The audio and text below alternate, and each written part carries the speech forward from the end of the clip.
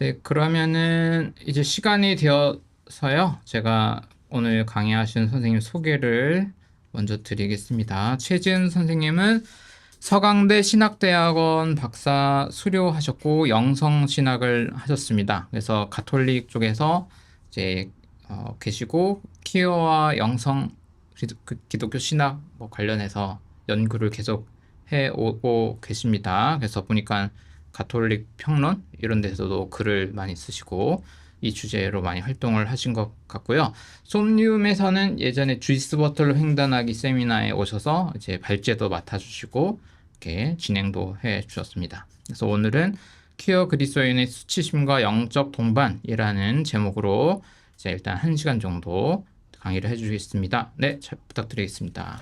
소개해 주신 것처럼 저는 최지은이라고 하고요. 서강대 신학대학원에서 박사 공부를 하고 있고 영성신학을 전공을 하고 있습니다.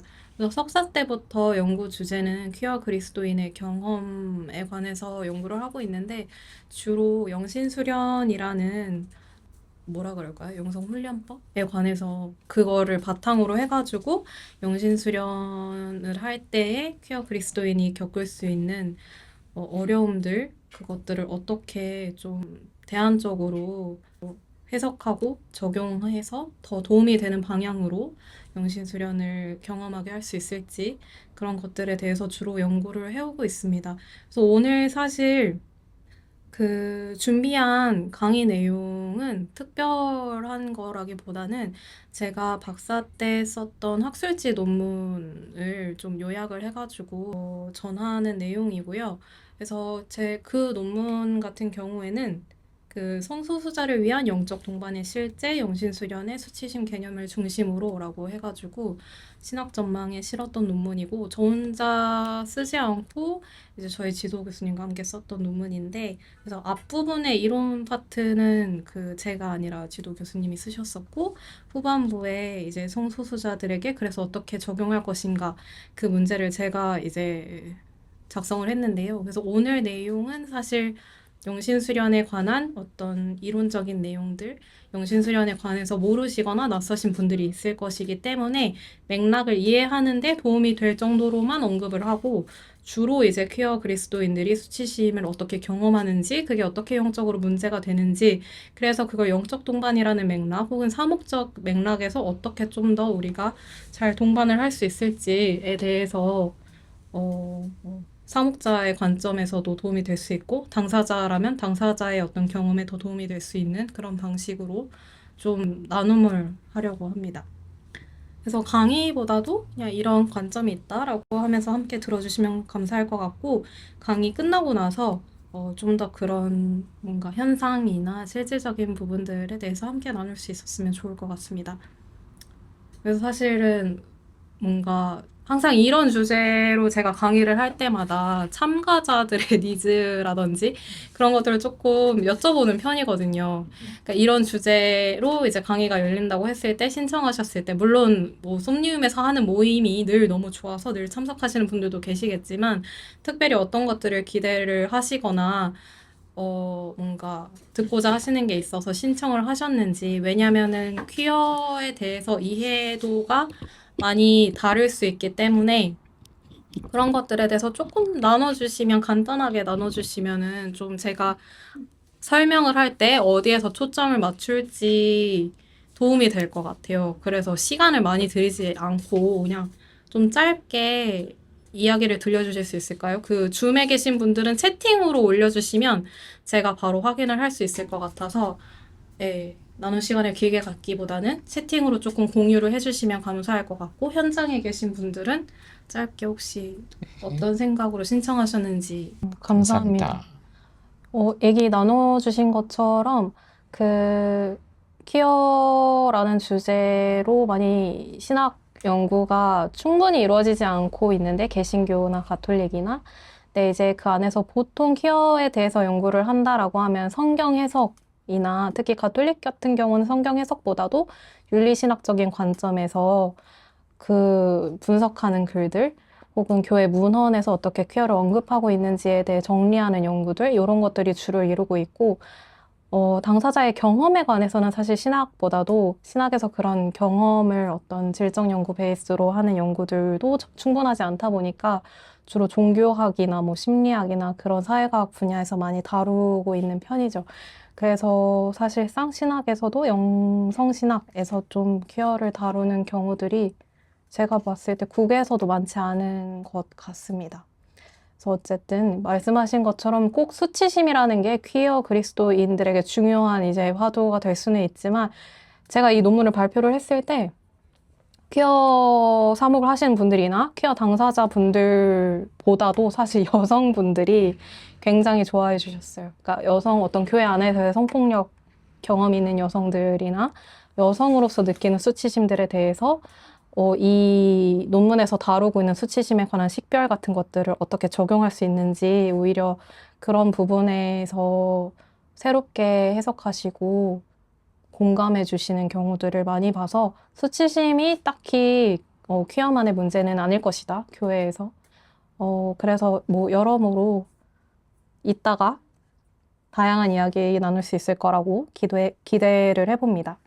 그래서 일단 그 다음 슬라이드로 가면 제가 말씀해 주신 것처럼 영성신학에서 어떻게 다룰지를 여쭤보셨잖아요. 그래서 왜 굳이 이제 영성신학에서 퀴어 그리스도인의 경험 혹은 퀴어 의제를 다루는가라는 질문을 종종 받습니다. 그래서 보면 제가 연구를 시작하고 얼마 되지 않아서 석사 논문을 완성했을 때쯤에 가톨릭 교회 안에서 그 시노드라고 하는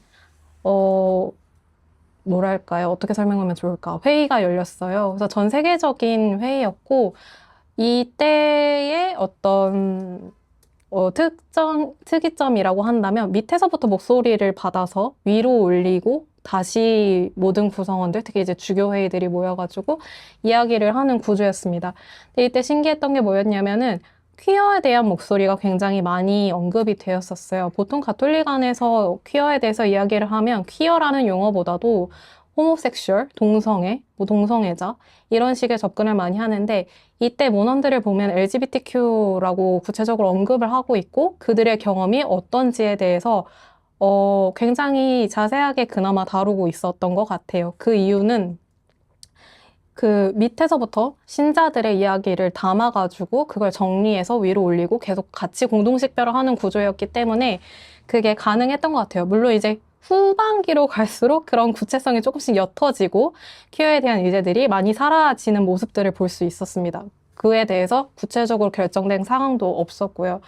근데 그때 어쨌든 그 문헌들을 살펴봤을 때 밑에서 나오는 목소리들은 그 함께 걷는 여정의 동반자로 포용을 할 수 있는지 심사숙고하고 구체적인 방법을 준비해야 된다라고 이야기를 하는 경우도 있었고 그 성경에서 이야기하는 가난한 이들에 대한 그 상징성이 있잖아요. 이들을 가난한 이들이라고 언급을 하면서 어떻게 하느님의 자녀로서 사랑받고 사랑으로 인식하고 인정하며 환영하려고 해야 되는지 그런 이야기들을 나눠야 된다라고 이제 문서에서 이야기하고 있었는데 굉장히 좋은 이제 발전이었던 거죠. 이렇게 언급되었다라는 것만으로도 굉장히 이제 고무적이었는데 그러면서 이제 특히 이제 국외에서 특히 미국 같은 곳에서 어떻게 퀴어 신자들을 이제 그 공동체에서 환영을 해야 되는지 사목적인 관점에서 지침서라든지 그런 것들, 그러니까 퀴어 단체들에서 그런 것들을 많이 냈어요.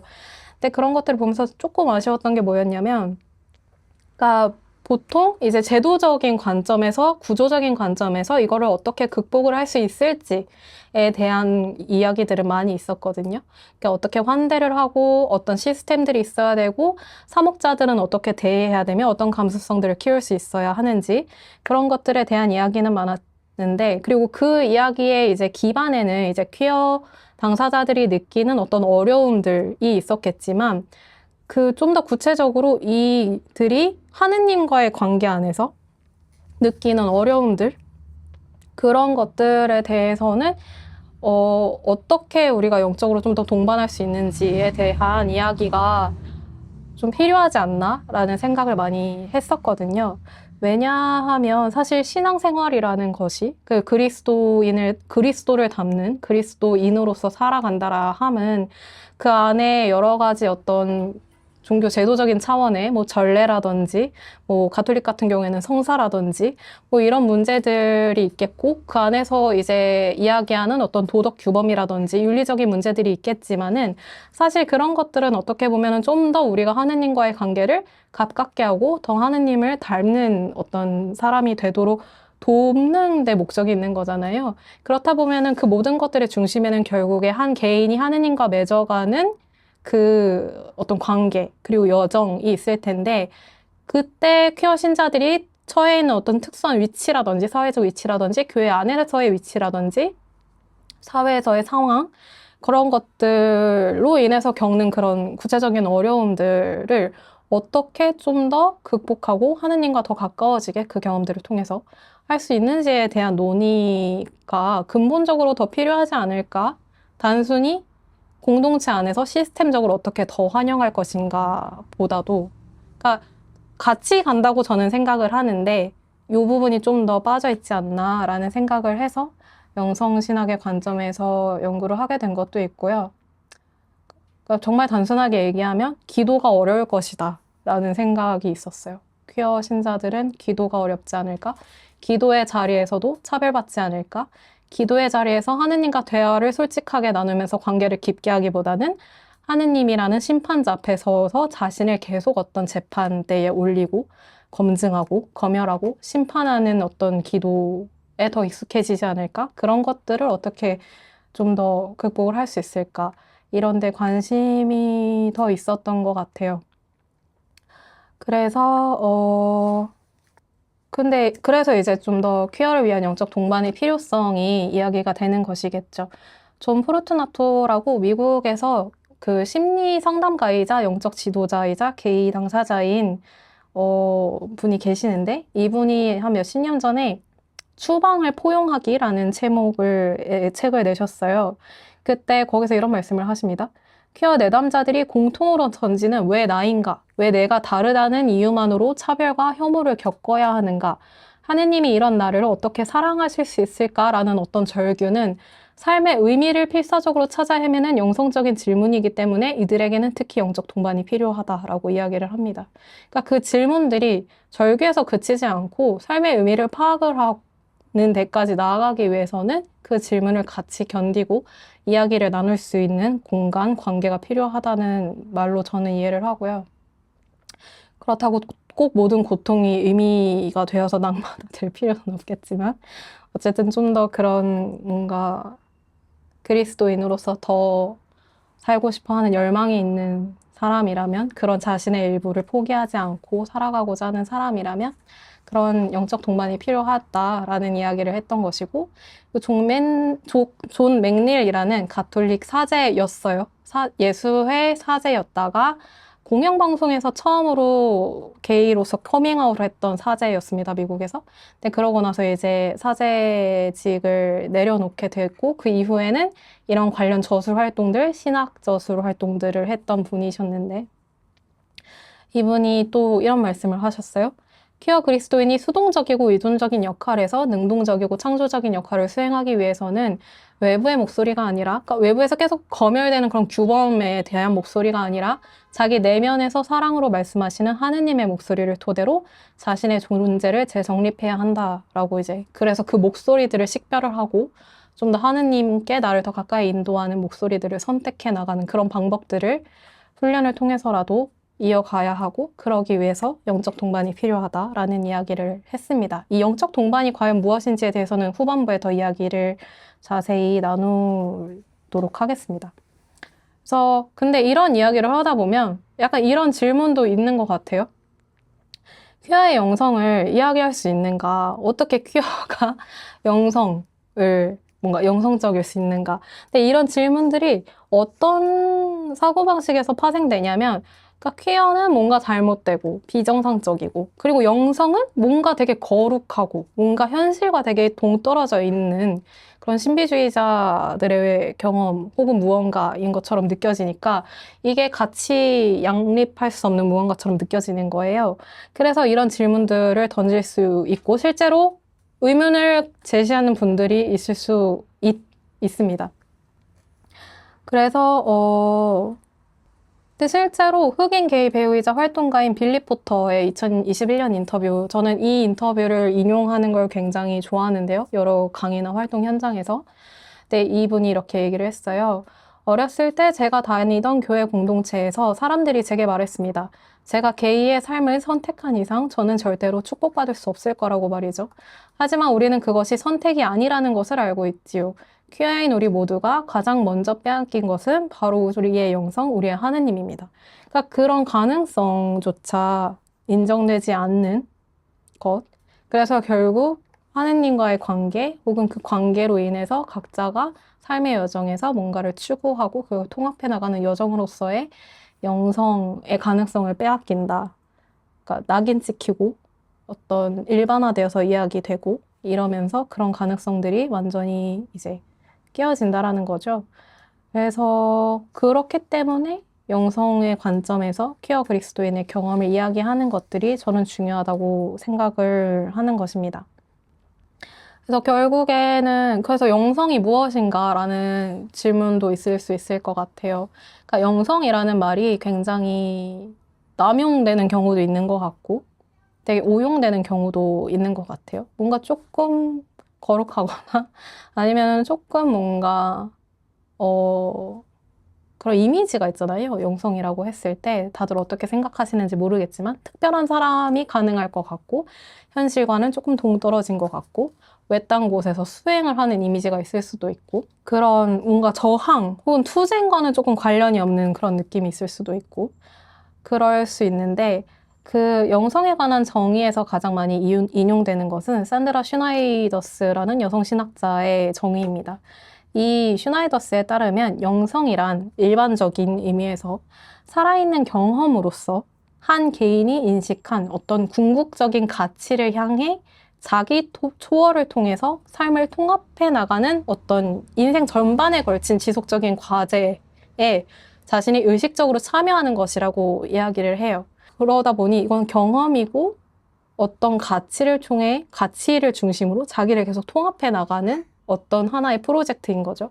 근데 이때의 그 궁극적인 가치가 어떤 예수 그리스도가 보여준 그런 삶, 그 가치라면 이제 그리스도교 영성이 되는 것이다 라고 이야기를 합니다. 그러다 보니까 뭔가 우리가 흔히 이분법적으로 거룩하다고 생각되는 삶만을 남기고 다른 것들은 극기하며 밀어내는 그런 게 아니고 자기 자신의 모든 어떤 측면들을 포함시키면서 갈 수밖에 없는 거라고 저는 생각을 해요.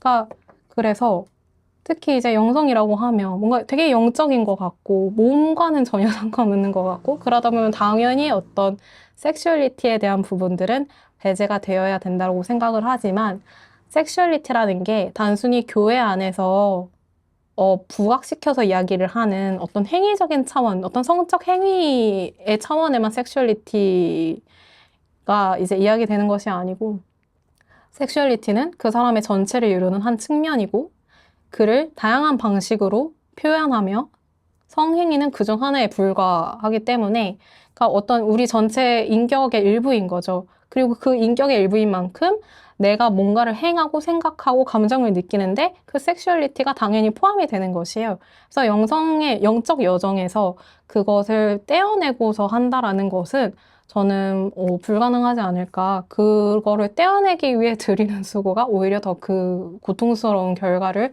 낳게 되고 그것들이 이제 특히나 퀴어 그리스도인의 삶에서 문제가 되는 부분이라고 이제 생각을 합니다.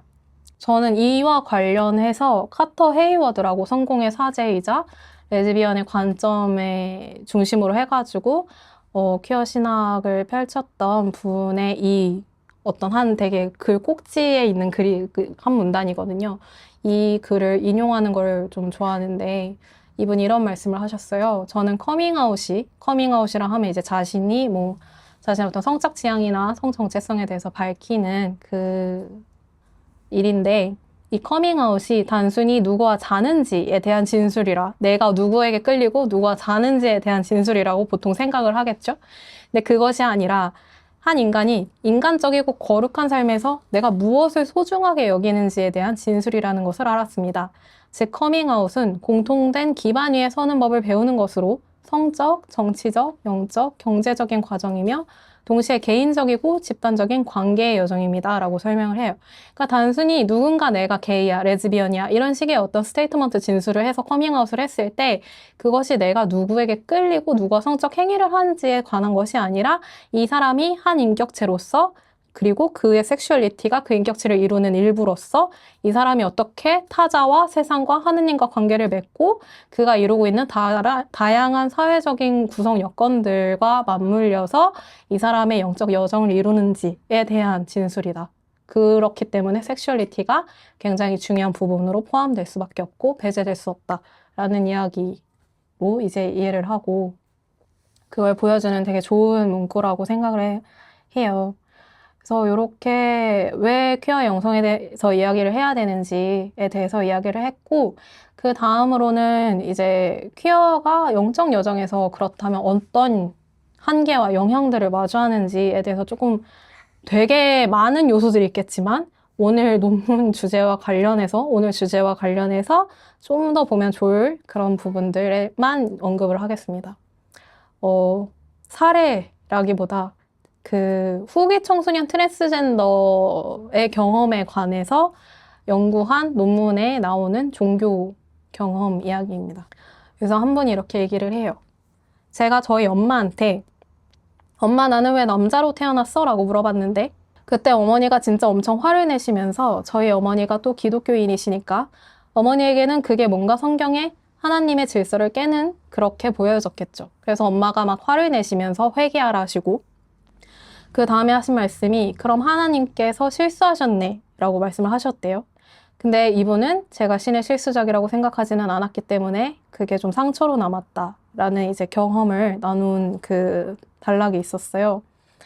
그러니까 이걸 통해서 이제 알 수 있는 것들은 사실 이런 이야기들이 교회 안에서 굉장히 많이 이루어지죠. 뭔가 잘못되었다라는 것, 비성장적이라는 것. 그래서 하느님이 잘못 창조한 존재라는 그런 메시지를 직접적으로든 간접적으로든 계속 끊임없이 던지는데 근데 이것들이 교회나 그 교회 가르침을 받은 가족이나 지인이나 친구 간의 관계에서 계속 일어나는 이런 언어들이 어떤 영향을 미치느냐라고 하면 결국에는 이제 하느님 이미지가 왜곡이 되는 거죠. 그래서 그 아까도 언급했던 종 맨닐은 퀴어들은 이제 이런 자신의 성적 지향이나 성 정체성을 주어진 것으로 경험을 합니다. 자신의 그걸 왜 선택하냐라고 했으면 절대 선택이 아니고, 주어진 것으로 인식을 하기 때문에 하느님이 창조하신 어떤 현실 자신의 일부로 경험을 하는 거예요. 그렇기 때문에 이런 가르침이 반복이 된다면 이들이 하느님상이 왜곡이 되는 거죠. 그러니까 창조주라는 사람이 나를 실수로 창조했다라는 거예요. 되게 절대적이라고 이야기되는 그 존재가. 그럼 굉장히 자신의 창조된 어떤 존재 혹은 기반에 대해서 당연히 의심이 들 수밖에 없고 그 창조주와의 관계가 깨어지게 되면 이 사람의 삶이 어떻게 될지에 대해서 한번 상상해 보면 좋을 문제인 것 같아요. 그렇게 이해를 한다라면 결국에 이 말이 주는 메시지는 하느님은 퀴어를 비성장적으로 창조하신 다음 억압과 소외 고통 속에 방치하는 과학적인 신인 거죠. 실제로 그런 가톨릭 퀴어, 몰타라는 이제 나라의 가톨릭 퀴어에 관해서 지속적인 연구를 하는 앙겔레 데과라라는 학자가 있어요. 종교학 연구자인데 이분이 그 하느님 상과 어떤 자아상의 관계, 퀴어들의 그리고 그 경험들에 대해서 연구를 한 게 있는데 여기서 그런 이야기가 나옵니다. 이런 교리가 결국에 어떤 그 가정과 교회를 통해서 교리를 통해서 옳고 그름에 대한 감각을 배우면서 전지전능한 심판자인 하느님상을 형성을 하게 된다고 해요. 그러면서 그 상태에서 자신의 성적 지향과 성 정체성을 깨닫게 된 연구 참여자들은 자신을 죄인, 일탈자, 범죄자와 같은 부정적인 자아상을 갖게 되었다라고 설명을 합니다. 근데 결국 이 왜곡된 하느님상과 자아상을 벗겨내는 작업은 굉장히 오랜 시간에 걸친 투쟁과 분투로 인해서 극복이 된다라고 이야기를 해요. 결국에 하느님 이미지가 왜곡되었다라고 하면 그 절대적인 창조주에 반대된 창조물로서 자신의 자아상도 왜곡이 된다라는 것입니다. 그래서 이것이 굉장히 영적으로 깊은 상처 혹은 문제를 일으킨다라고 많은 이제 연구들이 이루어져 있는 것이고요. 그래서 그럴 때 어떤 일이 일어나느냐라고 하면 트루히오라는 미국의 퀴어 사목자가 이야기를 합니다. 이런 가르침이 퀴어 그리스도인 각자가 어떤 사람이고 어떤 삶을 살아왔는지와는 별개로 이들을 아까 얘기한 것처럼 행위만으로 정의해서 깊은 수치심을 안긴다라고 이제 지적을 합니다.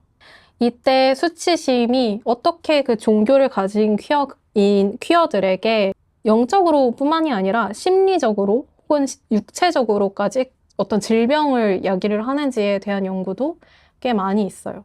이런 것들을 봤을 때 사실 교회 안에서 사랑의 하느님이라고 굉장히 많이 강조를 하고 그런 얘기를 하지만 결국 교회 안에서 퀴어에 대한 이러한 인식과 혐오가 계속될수록 사실 교회가 하느님에 대해서 이야기하는 그 하느님은 선별된 사랑을 하시는 하느님인 거죠.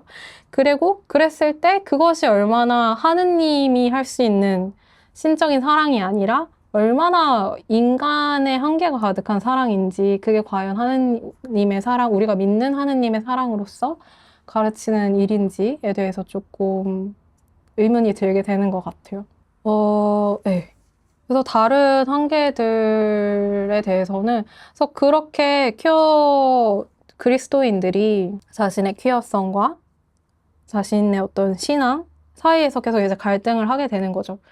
그래서 실제로 그 퀴어 공동체, 퀴어 커뮤니티와 그리스도교 공동체 사이에 상호 배타성이 있다라고 많이 이야기를 합니다. 그러니까 종교 안에서도 퀴어 혐오를 하지만 퀴어 공동체 안에서도 사실 종교를 좋게 여기진 않겠죠, 당연히. 자신을 박해해온 집단을 좋게 바라볼 수밖에 없겠죠.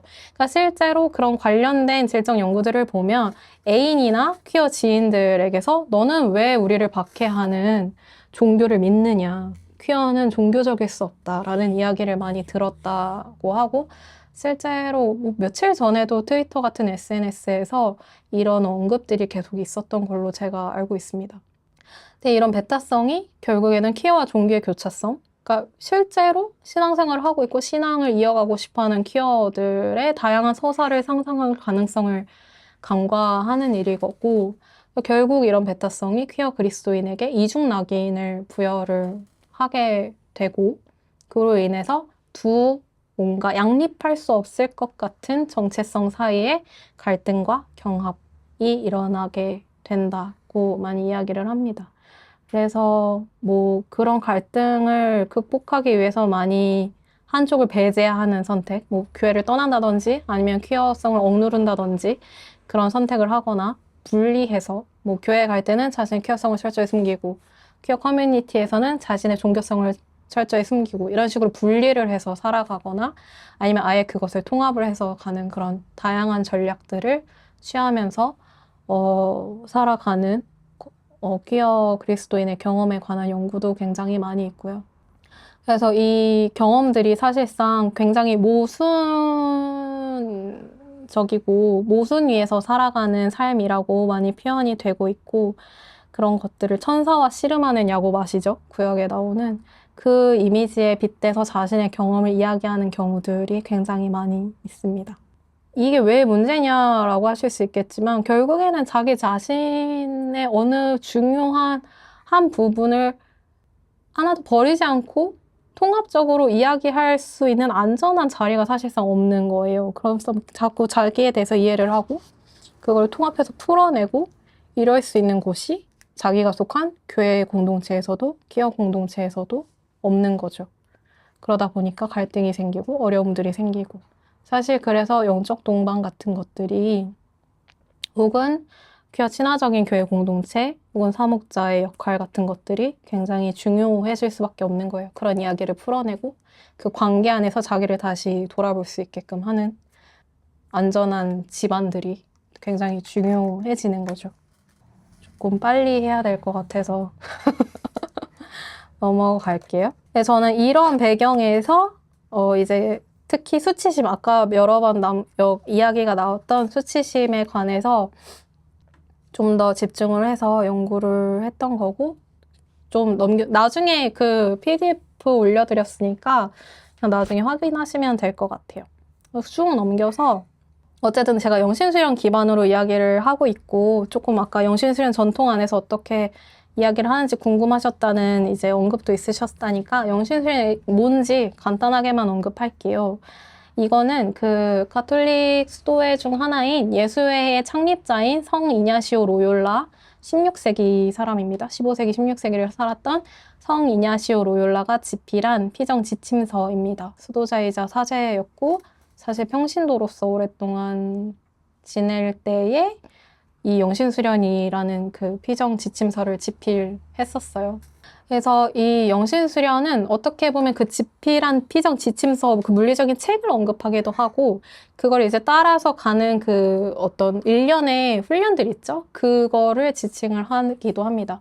그래서 이 영신수련은 하느님을 더 잘 알고 더 사랑하여 삶의 구체적인 상황에서 하느님의 뜻을 식별하고 선택할 수 있도록 이끄는 영성 훈련입니다. 지침서에 나와 있는 대로 하면 보통 이제 30일을 이야기를 해요. 근데 이제 30일을 다 할 수 없으니 는 경우 뭐 8일을 하거나 만약 일상 속에서 하거나 따로 외딴 곳에 가서 갈 수 없으면 그런 식으로 이제 여러 이제 상황들이 있기는 한데 어쨌든 구조를 봤을 때 이렇게 4주간으로 나눠져 있습니다.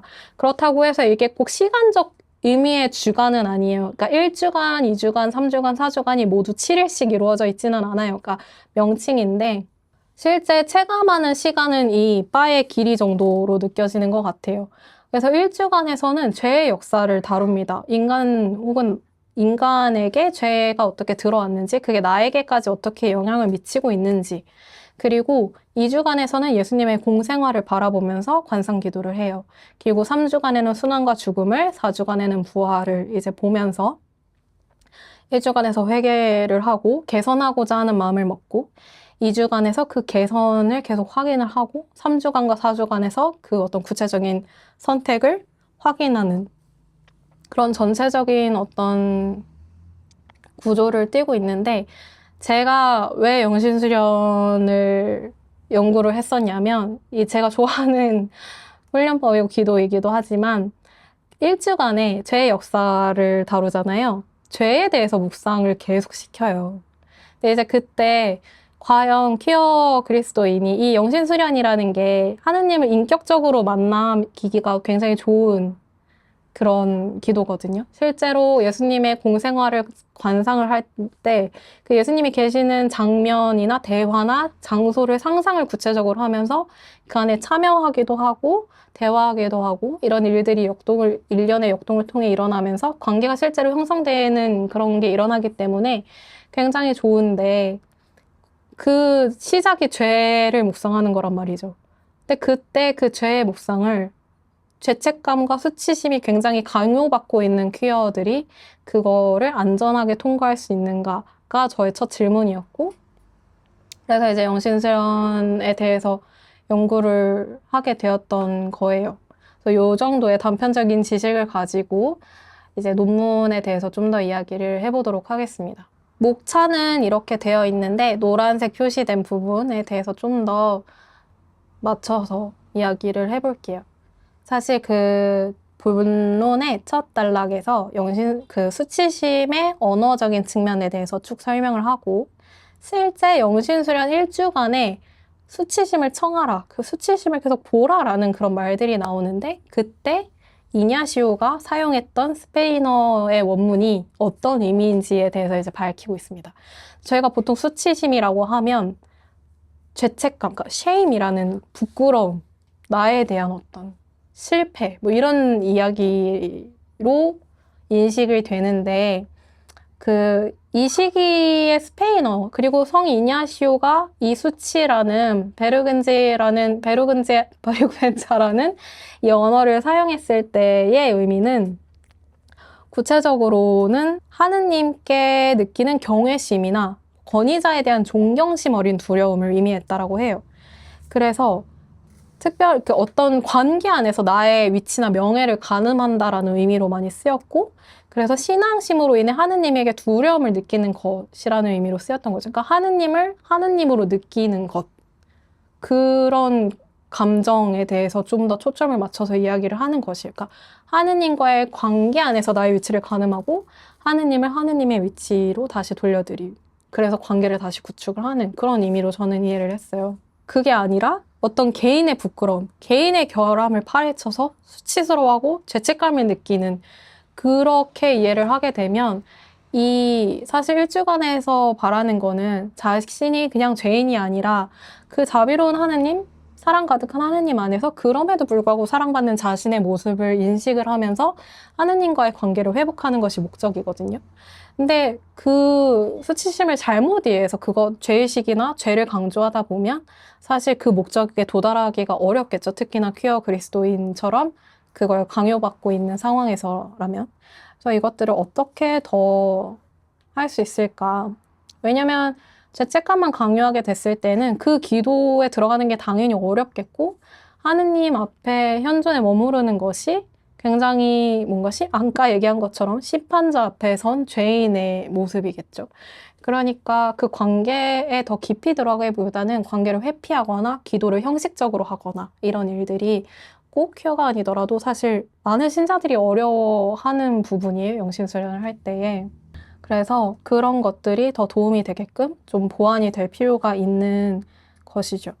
그래서 이제 다음은, 그렇다면 사실 수치심이라는 건 모든 인간이 견디기 굉장히 힘들어하는 감정 중에 하나인데, 퀴어 그리스도인의 관점에서 이 수치심은 어떤 차이가 있는지, 어떤 뭔가 역동들을 일으키는지를 좀 더 보면, 퀴어가 느끼는 수치심은 개인적이라기보다도 사회적으로 구성되어 있는 수치심이라고, 사회적으로 학습되는 수치심이라고 많은 학자들이 언급을 합니다. 제가 논문에서 언급하고 있는 거는 사라 아메드와 마선 오스바움인데요. 그 이전에 솜니움에서도 관련해서 세미나를 했던 걸로 제가 알고 있는데, 이 학자들이 이렇게 얘기를 합니다. 성소수자는 자신이 사회의 정상성 규범에 부합하지 않는다는 감각에서 수치심을 경험합니다. 이성의 중심주의와 성별 이분법이 지배적인 규범으로 자리 잡은 사회에서 그 밖에 다양한 성적 지향과 성 정체성을 가진 퀴어는 사회 이상에 부응하는 데 거듭 실패합니다. 이 실패는 수치심을 촉발하는 주요 원인이 이제 됩니다. 그래서 사회가 나를 비정상이라고 분류할 수 있는 약점에 내가 노출되어 있다는 감각, 자신을 부정하는 고통스러운 감각으로서 수치심이 촉발되는 것이지요.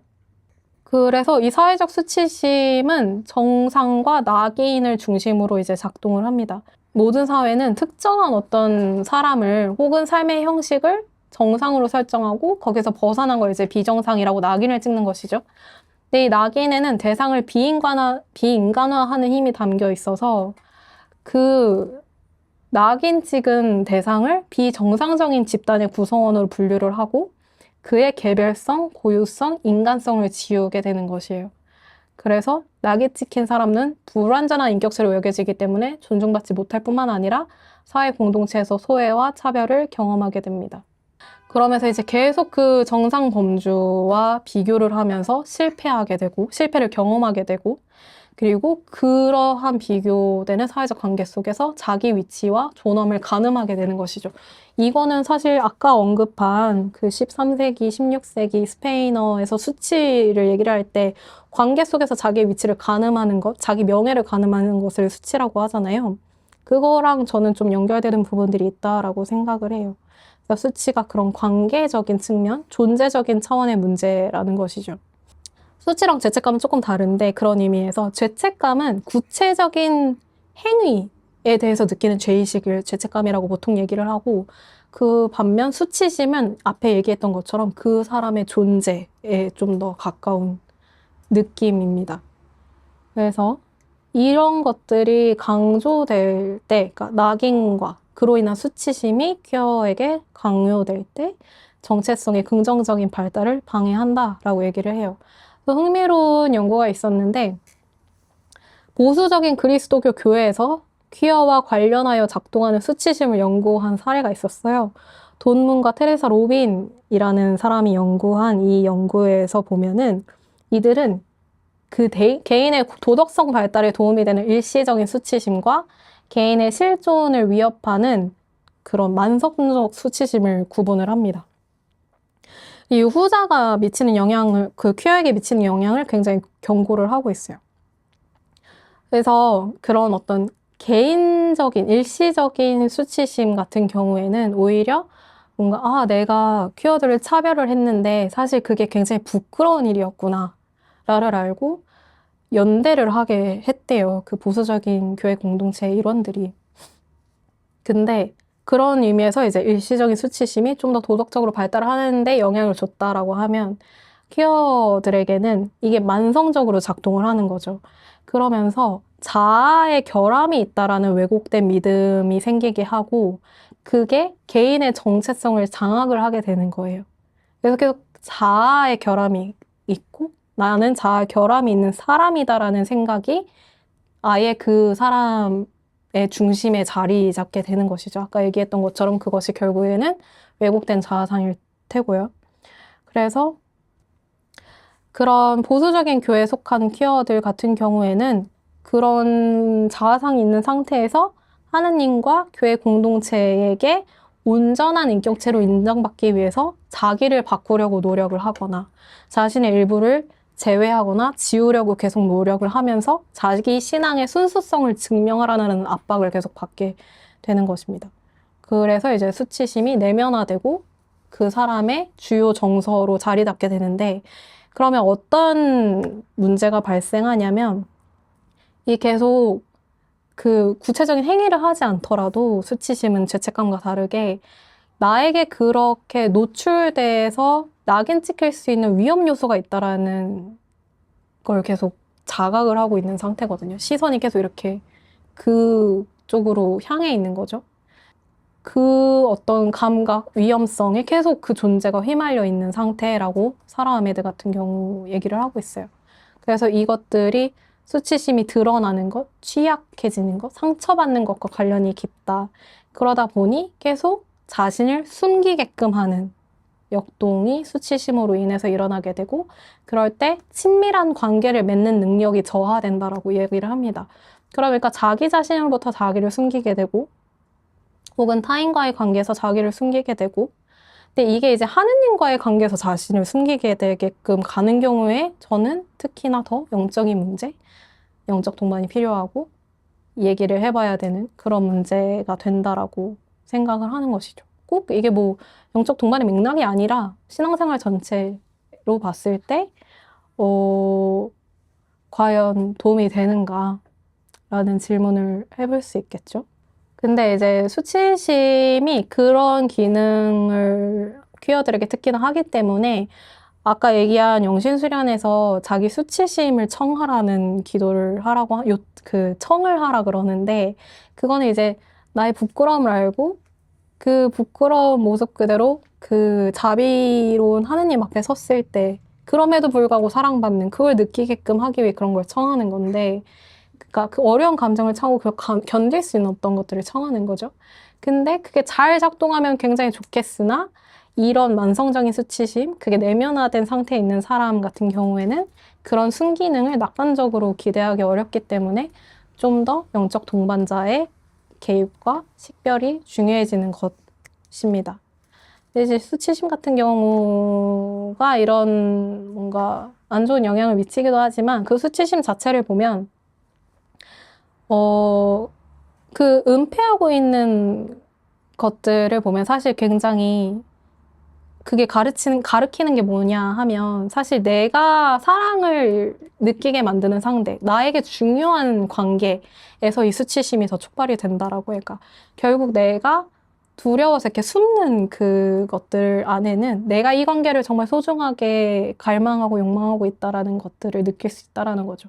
그래서 이 수치심을 잘 본다라면 그게 이제 하느님과의 관계 안에서 작동을 한다라면 오히려 내가 이 관계를 굉장히 원하고 있고 잘 맺어가고 싶구나라는 어떤 욕망의 일환으로, 욕구의 일환으로 다시 생각을 해볼 수 있는 관계, 그 어떤 단초가 되는 것이기 때문에 꼭 나쁘다고 할 수는 없는 것 같아요. 그러니까 잘 식별이 되어야 할 텐데, 그래서 그걸 어떻게 하느냐가 이 논문의 후반부에서 다뤄지는 이제 내용입니다. 그래서 사실은 뭐 그래서 첫째 주간 아까 얘기한 그런 죄에 대한 묵상을 어떻게 다뤄야 되는지에 대해서도 언급을 하고 있는데 저희 오늘 논의랑은 조금 먼 것 같아서 패스를 하는데 PDF에는 있으니까 참고하시면 좋을 것 같고 그 논문에 구체적인 페이지가 언급되어 있어서 자세한 내용을 원하시면 논문 찾아보시면 뭐 어떻게 하면 좋을지 뭐 좀 더 영신수련에 들어가기 전에 라이프 스토리를 들어서 그 사람의 구체적인 삶의 맥락과 역사를 좀 더 보라든지 뭐 어떤 태도를 취해야 한다든지 그 영신수련 지침서에 나오는 성경 구절에 더해서 좀 더 퀴어들의 경험과 공명하는 그런 어떤 퀴어 신학자들이 추천하거나 사목자들이 추천하는 시편 구절 같은 것들이 있거든요. 그런 것들을 추천을 하고 있습니다. 그래서 그런 것들은 논문을 좀 더 보시면 좋을 것 같아요. 아니면 이따 질문해 주시면 제가 몇 번이라고 언급을 해드리겠습니다. 그래서 이제 이 수치심을 어떻게 좀 더 영적 동반자가 이제 이야기를 할 것인가라고 했을 때, 아까 제가 영적 동반에 대해서 이야기를 하겠다고 하고 쭉 그 설명을 계속 했었는데, 이 수치심의 식별에 대해서 얘기하기 전에 영적 동반에 대해서 좀 더 얘기를 하면, 영적 동반이란 이 영적 동반의 주요 관심사는 내담자가 하느님과 지속적으로 맺는 관계의 체험에 있습니다. 그래서 그 정의에 따르면 영적 동반이란 개인이 살아계신 하느님을 인격적으로 만나고 하느님과 관계를 발전시키고 그 관계를 바탕으로 살아가도록 한 사람이 다른 사람에게 베푸는 도움이라고 이제 이야기를 해요. 그래서 영적 동반의 핵심은 내담자의 하느님 체험을 바탕으로 영적 동반에서 다루어야 할 주제를 파악하고 내담자가 하느님의 이끄심에 따라갈 수 있도록 영적 동반의 구체적인 형식과 방법을 구성하는 데 있습니다. 그래서 그 영적 동반자의 역할은 어떤 그 내담자가 경험하고 있는 상황에 개입을 해서 문제를 해결해 주는 것이 아니라 내담자가 그 상황이나 자신에 대해서 하느님의 시선으로 바라보고 하느님의 시선으로 다시 삶을 이루어 가도록 돕는 데 있습니다. 함께 바라보고 함께 식별하고. 그래서 그 영적 동반의 주도권은 영적 동반자에게 있는 것이 아니라 내담자나 동반자에 있는 것이 아니라 하느님께 있고 이 하느님과 내담자가 가는 그 여정을 한 걸음 떨어져서 지켜보면서 함께 가는 요 구조가 사실 영적 동반이라고 할 수 있는 것이겠죠. 그래서 사실 이게 꼭 영적 동반의 구체적인 어떤 상황이 아니더라도 모든 사목자들이 가져야 할 어떤 좋은 덕목이 아닐까 싶은데 그래서 특히나 퀴어와 동반하는 영적 동반자 혹은 사목자 같은 경우에 당연히 어떤 사회적 편견으로 그 내담자를 보지 않아야겠죠. 근데 더 구체적으로 어떻게 접근을 해야 되느냐라고 드베르나르도라는 이제 퀴어 사목자가 이야기를 할 때 굉장히 그러니까 약간 교회 안에는 그런 게 있는 것 같아요. 당연히 차별은 좋지 않지. 그러니까 좀 퀴어에게 열려 계신 분들 보면 그래서 차별하면 안 되지. 근데 약간 좀 시혜적으로 보는 입장도 있는 것 같아요. 그러니까 당연히 어려울 거야. 이렇게 생각을 하는데 사실 퀴어마다 너무나 경험이 다르고 자기 정체성이나 혹은 자기 상황에 대해서 인식하는 바, 교회 안에서 겪는 어려움의 차이가 너무 다르기 때문에 어떤 정해진 선입견으로 바라보기보다도 그 각자가 그런 어떤 자기 자신의 어떤 일부분들 혹은 경험들을 겪으면서 어떻게 의미화하고 어떻게 그걸 하느님과의 관계 안에서 해석하고 그걸 어떻게 해왔는지 그 역사들에 대해서 조금 구체적으로 듣는 것들이 도움이 될 수 있겠죠. 그 한 명 한 명에 대해서 가능하다면. 그리고 그것을 바탕으로 좀 더 구체적인 그 사람에게 도움이 되는 어떤 도움을 주는 게 필요하다라고 많이 이야기를 합니다. 그래서 요청할 때를 제외하고는 교리에 대해서 설명하지 않아야 되는 거는 너무 당연한 것 같고, 그러니까 대부분 많이 실수하시는 게 제가 이런데 어떻게 해야 하나요? 라고 물었을 때 많은 사목자들이 교리를 설명하는 것, 혹은 성경 구절을 설명하는 것으로 답을 하는 것들이 있는 것 같아요.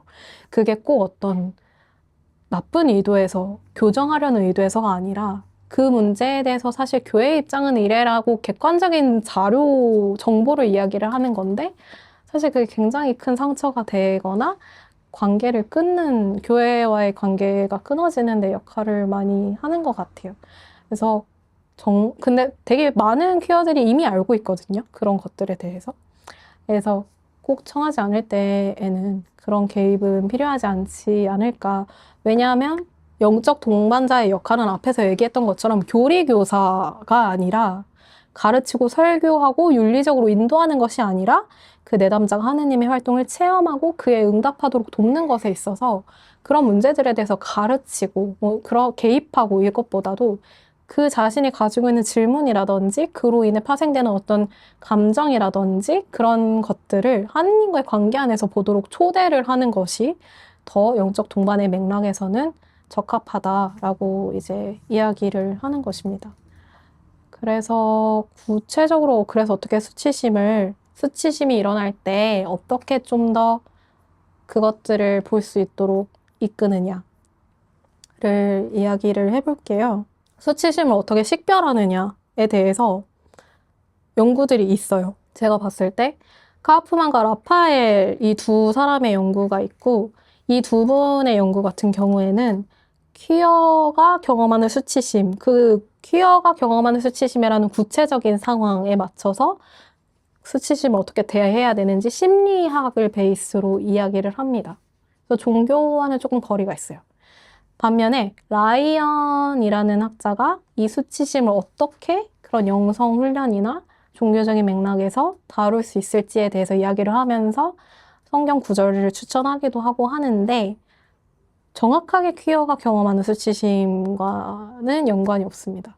그래서 각각의 단점이 있는데 하나는 좀 더 직접적으로 퀴어의 상황적 맥락에서 다룬다는 거, 다른 하나는 좀 더 종교적인 맥락에서 다루고 있다라는 거, 어떤 영성 훈련의 관점에서 다루고 있다라는 장단점이 있는데 제가 봤을 때는 둘 다 하느님의 관계 측면에서는 그 깊이 다루고 있지 않아요. 그래서 그런 것들을 보완을 해가지고 이제 제가 제안을 했던 것은 5단계로 이루어져 있습니다.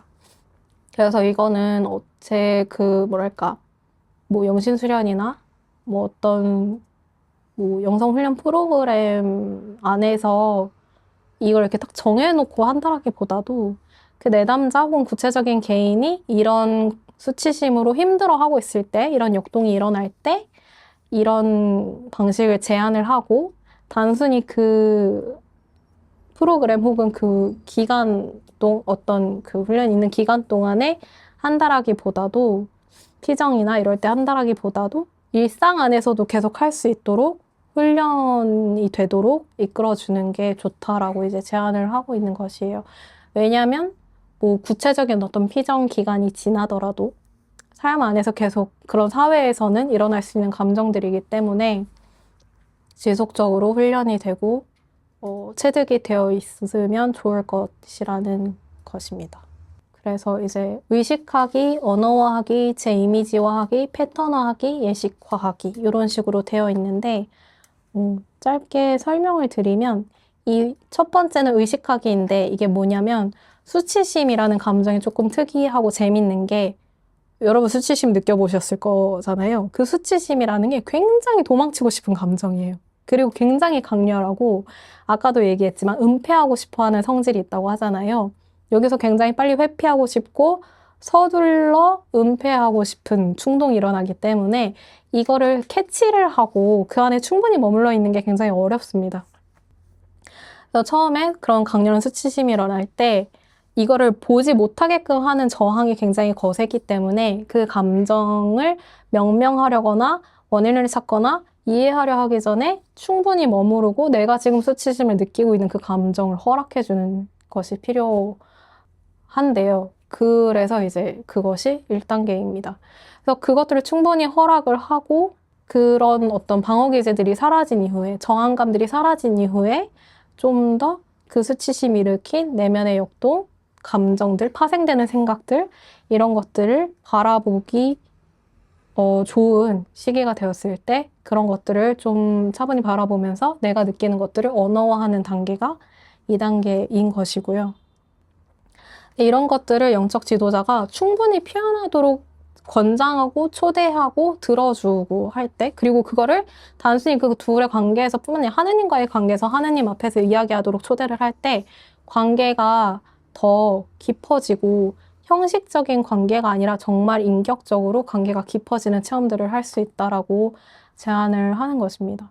그리고 이제 세 번째 단계가 재이미지화하는 것인데요. 그 수치심 같은 경우에는 자신이 경험했던 과거 경험이라든지 아까 사회적으로 학습된다고도 했잖아요. 그런 식으로 어떤 촉발되는 이미지들이 있대요. 어떤 부정적인 이미지라든지 사회적으로 주어진 과거에 그런 차별 발언 같은 거 들어서 내가 수치스러웠던 그 강렬한 기억이라든지 그런 것들이 있기 때문에 그런 것들의 이미지들을 반대되는 이미지로 좀 바꾸는 작업이 필요하다라고 이야기를 합니다.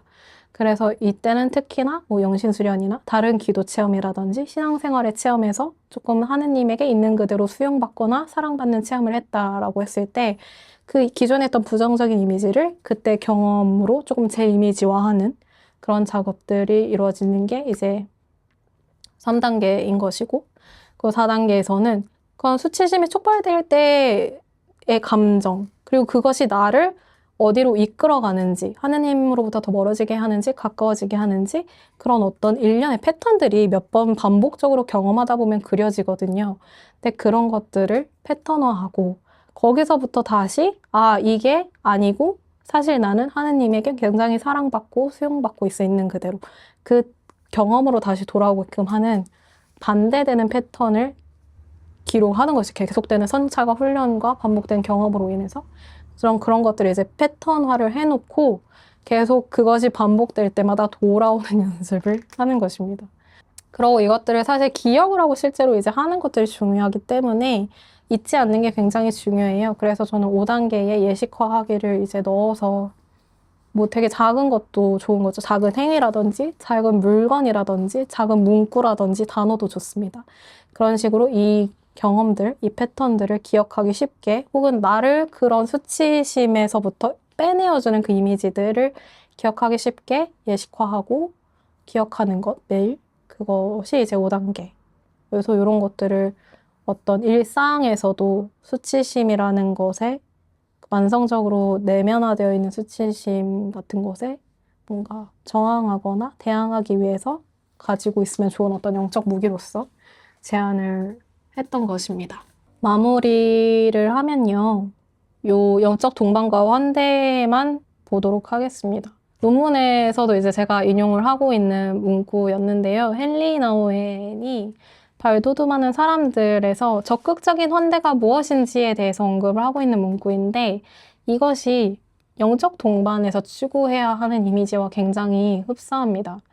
그래서 환대라는 건 그러니까 그 환대를 맞이하는 그 호스트가 자기의 어떤 기준을 그 환대하는 대상에게 적용을 해서 강요하는 것이 아니라 그들 자신이 하느님과 그 자기 삶을 발견할 기회를 열어주는 것이다. 그래서 환대란 비어있는 상태에 빈자리를 마련하는 자리, 두려움이 아니라 따뜻한 자리를 만드는 것이라고 얘기를 합니다. 그래서 그 자리에서 낯선 사람이 와서 자유롭게 노래를 부르고 춤을 추고 말을 하고 그러다가 그 자리를 떠나서 자기의 소명을 살게 되는 것. 그래서 환대란 주인의 삶의 방식을 채택하도록 손님을 초대하는 작업이 아니라 손님이 그 자신의 것을 찾을 수 있는 기회를 선사하는 작업이다라고 이야기를 하거든요. 이게 앞에서 얘기했던 영적 동반자가 취해야 되는 가장 중요한 태도 중에 하나인 것 같고, 꼭 어떤 구체적인 영적 동반의 상황이 아니더라도 그 교회 공동체 안에서 교회 공동체가 낯선이 혹은 타자 혹은 퀴어를 대한다고 했을 때 갖춰야 하는 태도가 아닌가라는 생각을 좀 해봅니다. 그럴 때 사실상 이게 뭔가 도움을 주는 대상으로서의 퀴어가 아니라 같이 하나님 앞에 있는 동일한 하나님의 백성인 퀴어로서 교회 공동체를 이루는 같은 구성원으로서 어떻게 좀 더 다양한 삶의 방식과 삶의 자리에서 활동하시는 하느님을 발견할 수 있는지, 그렇게 발견된 하느님이 얼마나 기존의 교회 안에서 이야기해온 그런 하느님과 좀 같으면서도 새롭고 예기치 못한 그런 면모들이 있는지를 좀 더 얘기할 수 있지 않을까 하고, 또 활동을 하면서 느끼는 건데, 퀴어의 문제가 퀴어의 문제일 거라고 보통 생각을 하지만, 퀴어들이 안전하게 자신의 신앙의 여정을 걸어갈 수 있는 그런 공동체 안에서 함께하는 다른, 그러니까 비퀴어인 신자분들이 그런 공동체 안에 있을 때 자기가 얼마나 자기 몸이라든지 자기의 섹슈얼리티에 대해서 더 자유롭게 받아들이고 더 편안하게 있을 수 있는지에 대해서 언급하는 것들을 많이 보게 되거든요. 그래서 이 논문이 퀴어들에게도 좋았지만은 여성분들도 이제 어떤 교회 안에서 수치심을 경험하는 이제 여성 신자분들이 얼마나 좋아했었는지 처음에 언급을 했었잖아요. 그런 의미에서 퀴어들의 경험에 대해서 주의를 기울이고 그 경험들이 좀 더 안전하게 좀 더 주체적으로 살아갈 수 있는 공간을 교회 공동체 안에서 같이 마련을 해나가는 게 사실 퀴어만이 아니라 모든 구성원들에게 좋은 일이 아닐까라는 생각에서 이런 마무리 멘트를 하고 마무리를 하도록 하겠습니다. 네. 긴 시간 들여주셔서 감사합니다.